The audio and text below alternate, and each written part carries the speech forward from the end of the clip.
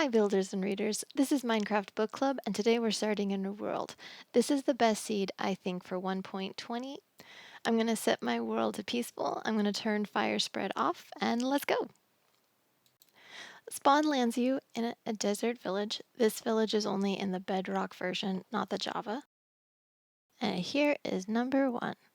The camel is waiting for you. Hi, I think we shall call you Humphrey. And I immediately set out to raid the village. Alright, we can get some dripstone and make an infinite lava source. And I'll be taking this. Thank you. We'll come back for the hay. Ooh, what do you have in here? That's another one of those. It's a camel. And that's that. Are there really only 2 villagers in this place? Well, that's unfortunate. Okay, so we need some resources. 3 blocks of wood will get us our first pickaxe. I have successfully punched a tree. Let's get some coal and let's get some iron. We need that for a stick and a spyglass. Oh, there we go. More coal. Now that we have enough iron, let's upgrade our tool. To get my iron farm up and running, I'm going to have to move the 2 villagers. That can be a pain, but with rails, powered rails, and a minecart, it can make the hassle easier. Next item on our to-do list is to get a bucket of lava, but on our way, we found a geode. I got lucky and discovered a dripstone cave. Dripstone is also the ingredient we need for making the infinite lava source. So now all we need is the bucket of lava, and let's head back to spawn and make an iron farm. Okay, let's set up my infinite lava source. We need the cauldron, a block, and the dripstone. Take this one away and put the dripstone underneath. Now we pillar up and we're going to put the lava bucket up here. And then it will drip down beneath. Ta-da! All done. Now we just have to wait about 19 minutes. So while we wait, let's build our iron farm to the future.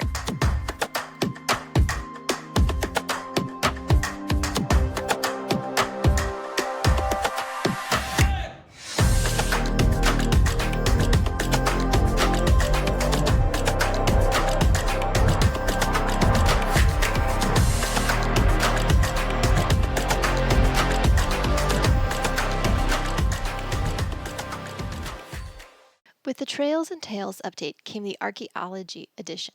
I think it's time we search for an adventure, but we will need some new tools first. To craft a brush, we will need a feather, an ingot of copper, and a stick. Looks like I need a feather. Let's see if we can go find a chicken. Do my eyes deceive me? It's a cow!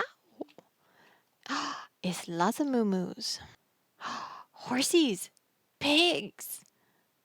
Everything but a chicken. Chicken! I found chickens! Well, hello. Now the question is, take you home or give me a feather? Feather! Mistake. Can I have a feather, please? Ha ha ha ha! I have a feather.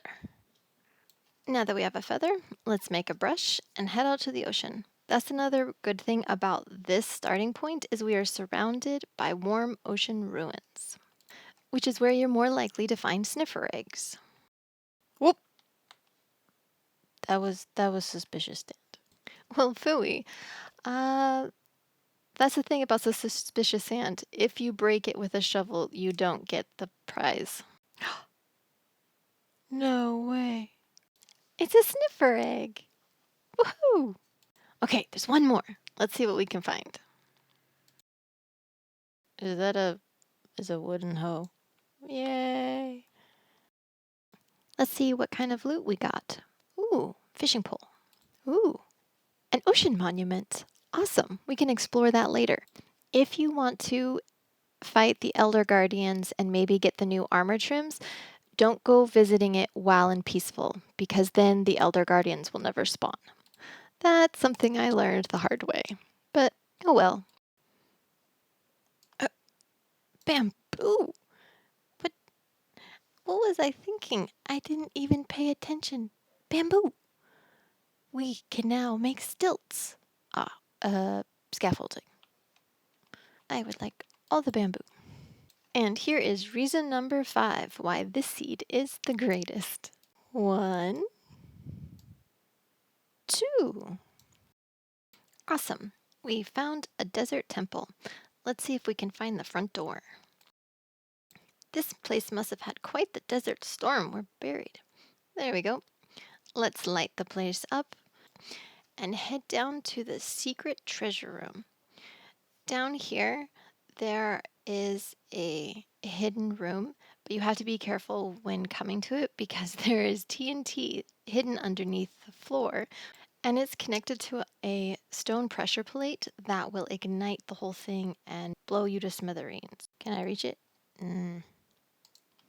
Let's not blow up the cave. It's probably not a good idea if we set it off. Here's our first find. A dune armor trim. We can make copies of those. An enchanted golden apple. I was so hoping we would find one. They can be kind of rare, though with ancient cities now they're more common. Okay, on to temple number 2. It's a pottery sherd. What one is this? Archer. 2 archers. Okay, let's be careful and get just the top layer. We don't want to accidentally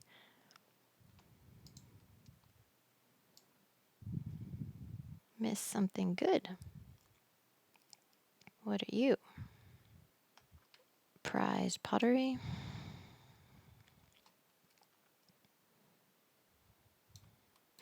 Now that I've looted the 2 temples, I think it's time to build something cool. So I picked a spot. Let's go. We can do it. This.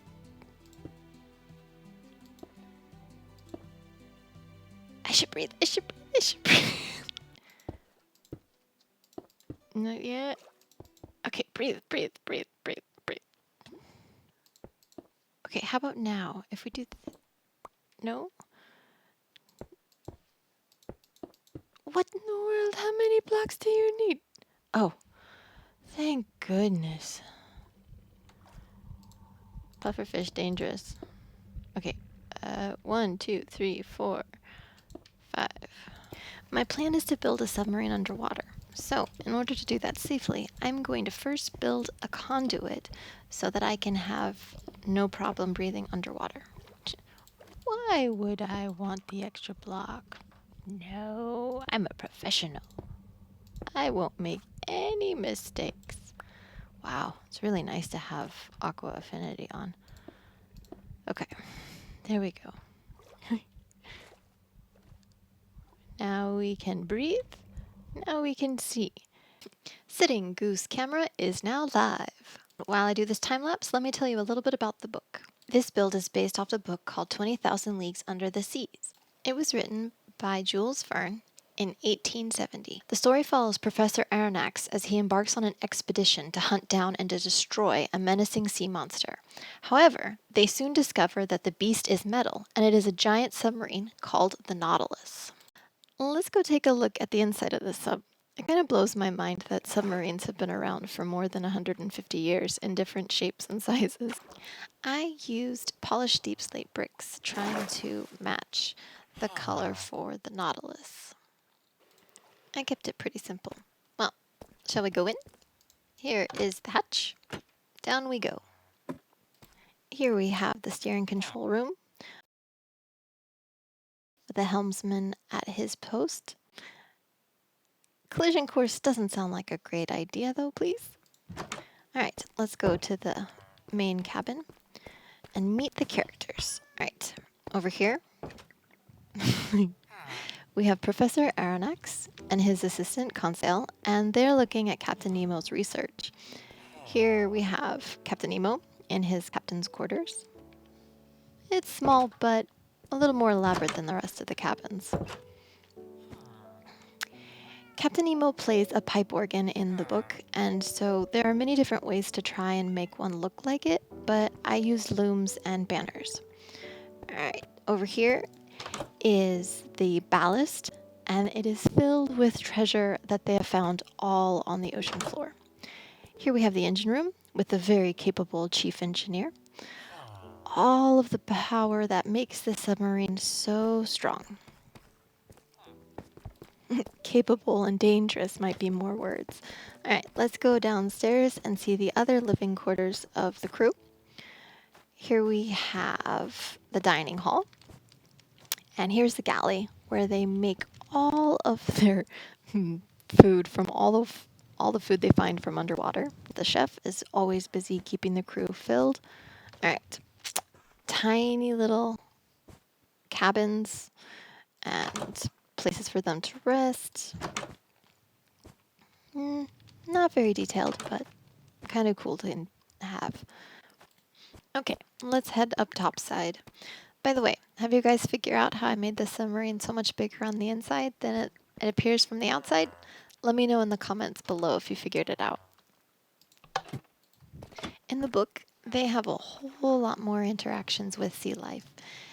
There are turtles, sharks, and giant squids. My experience building 3D statues of animals is very limited. I was very excited that I was able to make this submarine. I think I did a very good job giving it curve and keeping it round while also making the correct dimensions for what was needed. Thanks for coming along with me today as we discovered what this world had to offer. I had a lot of fun. I hope you did too. Next chapter, I will introduce you to my friends who are going to join me on this SMP. Now, it's time for you to go find your own adventure. Go read a book. Go build something cool. I hope you have a blast doing it. Bye!